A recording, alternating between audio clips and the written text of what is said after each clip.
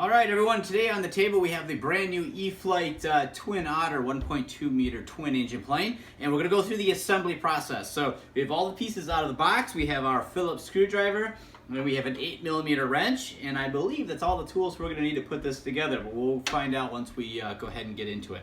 So one of the first steps you're going to need to do is you can remove this piece of the fuselage here, and this is where the main landing gear will attach. And the very first step is to go ahead and install those, and then we'll also install the nose landing gear as well. Be able to flip the airplane over and have it sitting on its landing gear and complete the rest of the process. So let's go ahead and start on that.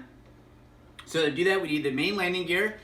They comes pretty well pre-assembled. However, not all these little white plastic pieces here may be installed. We had one installed and a couple other ones were loose in a bag. So you will need all three of these to assemble the aircraft properly. So we'll go ahead and install these. These screw right down to the plywood that is installed right here inside the fuselage. It's all laser cut and pre-fit inside here.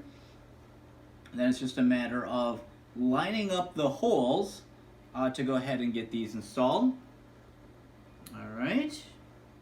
And these install so that the flat face is pointing upwards, and the hollow or the indented portion of it is facing the plywood. So as you're assembling it, flat surface is up, and the screws will sink right in. You got a bag of screws that come with the aircraft, and we'll be using these to install, and then just running them in with our screwdriver.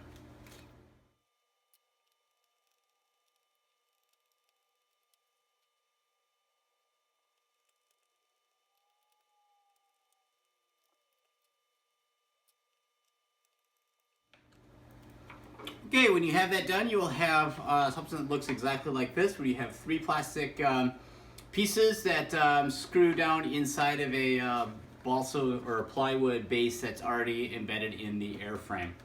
Okay, so now the main gear are installed, and we have the gear covers or strut covers are already on there. Looks like they're on there pretty firm.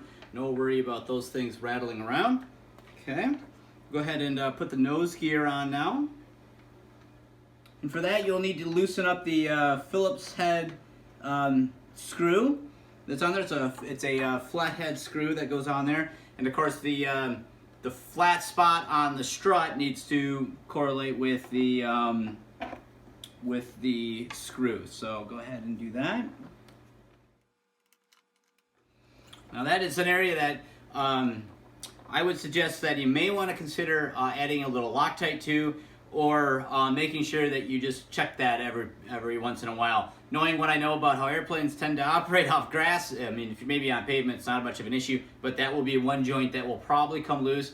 The good thing is, it's a pretty nice size Phillips screwdriver head on there, and you should be able to just fix that up during your post-flight inspection just to make sure that stays tight. Probably not any issue for a maiden, but you definitely want to check it after a landing, especially if you operate off a rough field. So we'll go ahead and flip the aircraft over. See if she sits up on her own. Nope, she's a little tail heavy without a battery in it, which is pretty normal. I think most of my airplanes have that exact same thing. So now it calls out for the wing struts to be installed, and what these are is just we got a part that engages into the fuselage, and another piece that plugs right into the wing. It's a snap fit connection. So we'll go ahead and do that. And those just slide on in. Okay, see what's next on the list here. All right, the next step of the instructions is actually to install the props, but we're gonna hold off on doing that quite yet, just because I tend to want to make sure that's the last thing I do, because otherwise you start banging props around while you end up installing things on the airframe. So we're gonna go ahead and go things in a little different order. We are going to install the horizontal stabilator next, and to do so we want to make sure that we use these fins that go on the back here. There's a little flash here that you might want to take care of from the injection molding where the runner is. There we go. Now let's see, I'm not sure which way is which. The instructions don't really say too much. Oh, looks like it goes down from the top. Pretty self-explanatory actually. So these just snap in from the top here. There we go. That was easy. Let's put the next one in. Okay, there we go. Pretty easy. They go in from the top. There's a little recessed area that they fit into, and there's a little locking feature on the back side. So before we go ahead and install this, I'm going to cycle the elevator just a few times. I just want to kind of break in that hinge just a little bit. I'll do the same on the rudder here as well. Just a couple times, just to help make sure that everything is fine. Of course, if you install these fins on before you put the rudder or the elevator, sorry, I was looking at the rudder while talking. If you install these fins before putting the horizontal stabilizer in, you're going to run into a little bit of an issue, as I just did, because they need to go on after this is installed in the fuselage. So I'm going to go ahead and pull those back out. There we go. So note to self, put the fins in afterwards.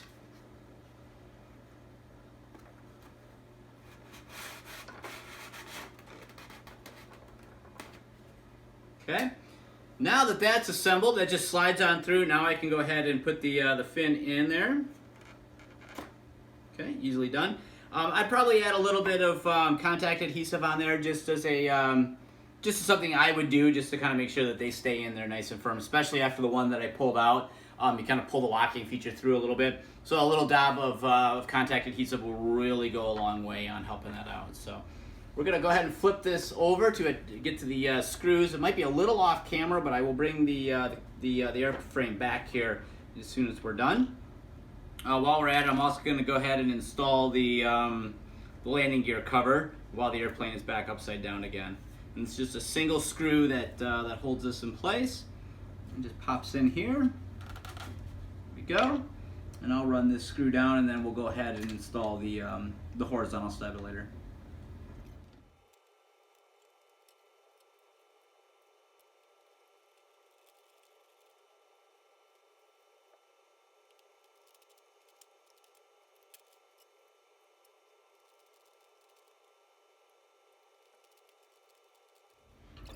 Okay, so we have 4 screws that attach the horizontal stabilizer to the fuselage. They screw in right on the back here. You got 2 on each side, so a total of 4. And then you just need to hook up the elevator control horn here as well. And to do that, you always want to make sure you follow the factory recommendation on what hole to put that in. So let's go ahead and check that. Okay, the factory recommends that they use the outermost hole for the elevator. So we're going to go ahead and do that and plug that in.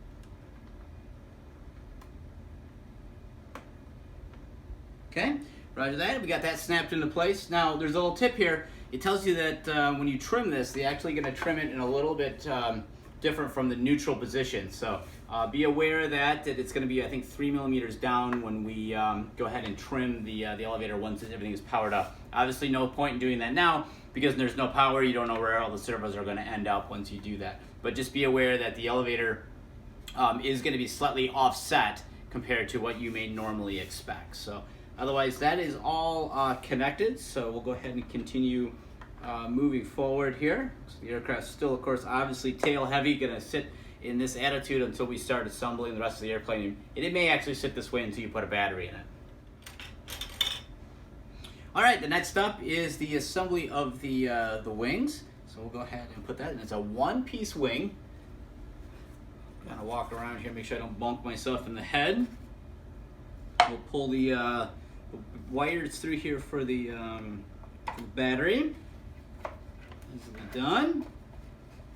Okay. You can see one of the more, I wouldn't say it's really difficult, but something to be aware of is how to connect all the wires here. So once again, I'm going to move myself out of the way here. We're just going to set the wing down so we can kind of disconnect these wires here. They're held in with a rubber band, and that way we can go ahead and connect some of these. It's always a little difficult when you have a single piece wing and you're trying to connect everything in, but we'll see how much wires we got here to work with. So we have an LED wire, we have a flap wire, one for the ESC, and we have one for the aileron. So we'll go ahead and start installing these. Make sure they're all untangled. Here we go. Okay, looks to be fine. Looks like we have some extensions already in here. Looks like the bind plug already has something plugged into it. Oh, I see. Very cool. The bind plug has an extension on it right from the factory that runs up into the battery compartment. So once the wing is installed, you don't need to go ahead and try to get in there for the bind plug. That's a very cool feature. You know, I may have to look to see if they have that piece available as a standalone wire, because there's a lot of airplanes that getting to the bind plug is almost an impossibility, and that is a really cool feature. So it's already pre-plugged into the bind port on the receiver, and it just runs up into the battery compartment. So what a really, really cool idea. So I'm digging that. So LED goes to LED, so we can figure that out. Of course, that happens to be the smallest one available, so maybe we'll do that one last. Let's see, what else do we got here? That one's plugged in for elevator. Here we go. Let's just keep sorting through here to see. Okay, it looks like the LED is the only wire that it has. It's been pre-wired into the receiver. So let's just go ahead and install that. So black to black, white to white. Always want to make sure that you get those installed properly. Okay. Flaps. Let's see. Looks like white's on the top, and that goes into port number 5. This is where it gets a little difficult to do without a lot of wire extensions. A lot of times I will add wire extensions to these just to make it a little bit easier to work with.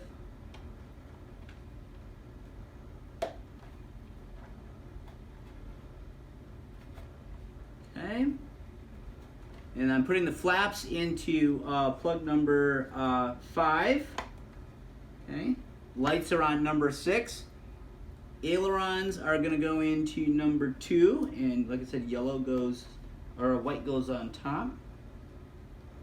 It's, yeah, say if these wires were just a little bit longer, it'd be a lot easier. That's why I usually add extensions onto mine.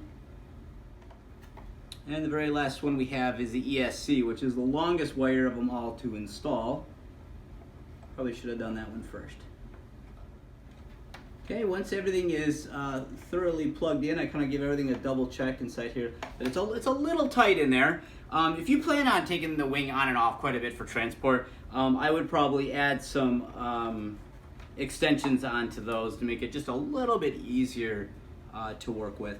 I am going to zip tie a lot of these wires out of the way because you are really close to the rudder servo, and I don't want to have any interaction between wires and servo. So I'm going to go ahead and attach these up with a zip tie. They give you a zip tie in the aircraft. I hope that's what it's used for. I haven't found it in the instruction sheet yet, but if not, I have a mountain of zip ties available to me to use if I need to use that for something else. So, okay, go ahead and let's see if we can kind of snake this through here.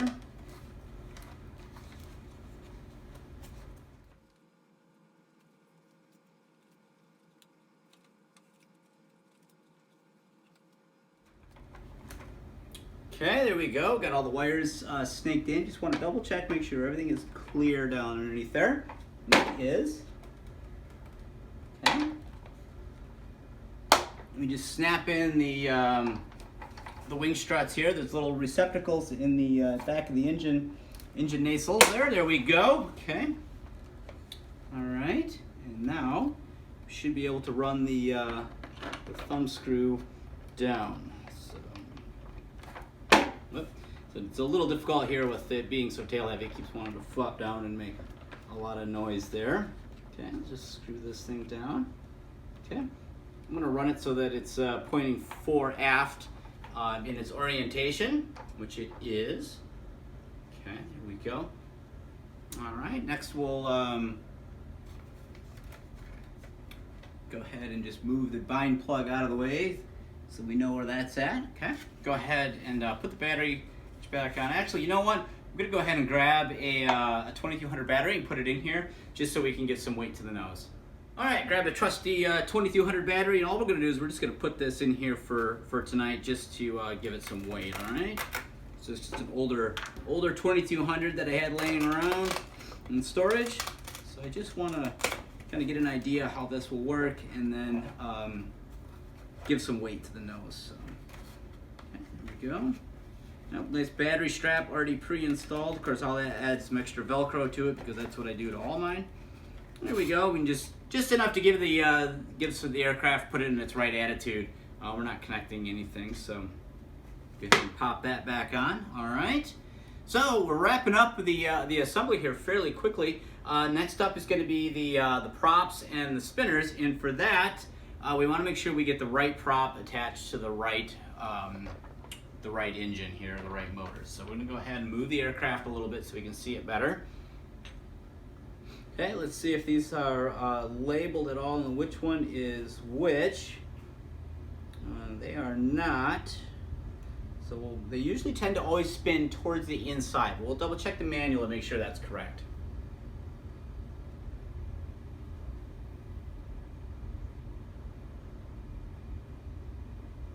Yes, and that is correct. They do spin to the inside, which is exactly what I had thought. So this prop here is going to be the, if I can get it off here. This one's stuck on here pretty good. There we go. Okay. Now remember, the green one here is going to be tightening backwards. So it is the opposite thread of what you are used to. So if you're used to righty-tighty, lefty-loosey, you are going to be in a world of hurt on this one. So it assembles opposite. It is counter-threaded. So, okay. Just to be aware of that. And you will need an 8mm open-end wrench here to go ahead and install that. So let's go ahead and pull that tight. And remember, the green one rotates in the opposite direction of what you are normally used to.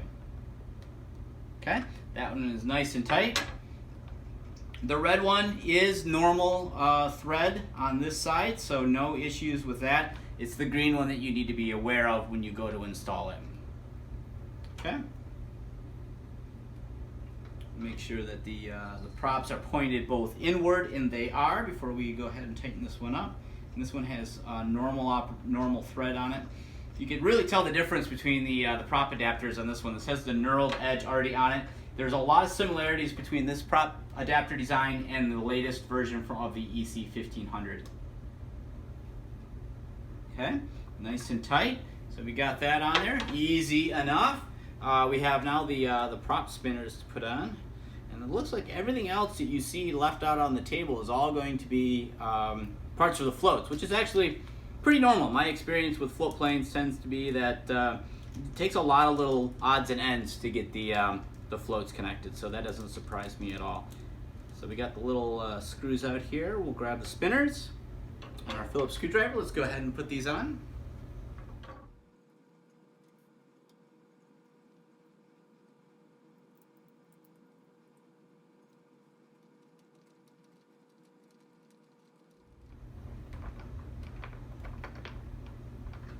Alright, got that. Now before I do the green side here, I'm going to go ahead and check the thread to make sure that which way it actually threads. Okay, so the nut rotates backwards on the green side, but the spinner screw attaches normally. So be aware of that. You do not want to cross thread that. So I'm going to have to step in front of the camera here to get this one. All right, everyone, that wraps up the assembly of the brand new E-Flite Twin Otter. Boy, I tell you, this is a really cool right-sized airplane. This is the type of airplane that I love to fly. It fits well in my car. It's easy for me to transport, easy for me to store, and I think this one sells at a very attractive price point. And it's a cool shape too. I mean, if you look at it, this is a very cool airplane. It's a very unique airplane too. Apparently there was a Hangar 9 version of this from back in the day that was huge. I've never seen one of those before. I just heard about it from RC Group. So very cool airplane, but here's the assembly, and it goes together remarkably well. Does not take much time at all to put together. You guys were part of the entire process to assemble it. So the floats obviously are going to take a lot more odds and ends to put them together, but once again, nothing that seems really too difficult. Is this airplane for beginners? Yeah, probably not. It's really meant to be maybe a, I don't know, maybe not even a second airplane. I don't know how, depends on the pilot. But it is some experience required. You need to be at least an intermediate pilot before trying something like this. It may not be nearly as forgiving as something like the Apprentice or maybe even the Timber. But as for an intermediate pilot, this shouldn't be any issue at all. The assembly process, there's nothing complicated about putting it together at all. You shouldn't have any issues with that, regardless of your skill level, and especially if you're used to aircraft from E-Flite and Horizon Hobby, you should have no trouble putting this guy together. It goes together really well. Looks awesome here on the table, and I love the size of this thing. This thing is going to be awesome. I cannot wait to get an airplane like this in the air. Like I said, I love this size. I want more airplanes of this 1.2 meter size, and they fly off the 2200 3S battery that we all have so many of. I think once again, E-Flite has a real big winner on their hands. If you guys got any questions, feel free to leave the comments below, and I'll be sure to answer them the best that I can. Again, this is not my personal airplane. I'm building this for a club member who was kind enough to allow me to borrow the airplane for the unboxing and the assembly video. But I will still do my best to answer any questions that may come up. I just may not have all the answers nearly as quickly as I do on planes that I have currently in my inventory. But otherwise, the assembly goes together very well, and I hope you guys enjoyed the assembly video.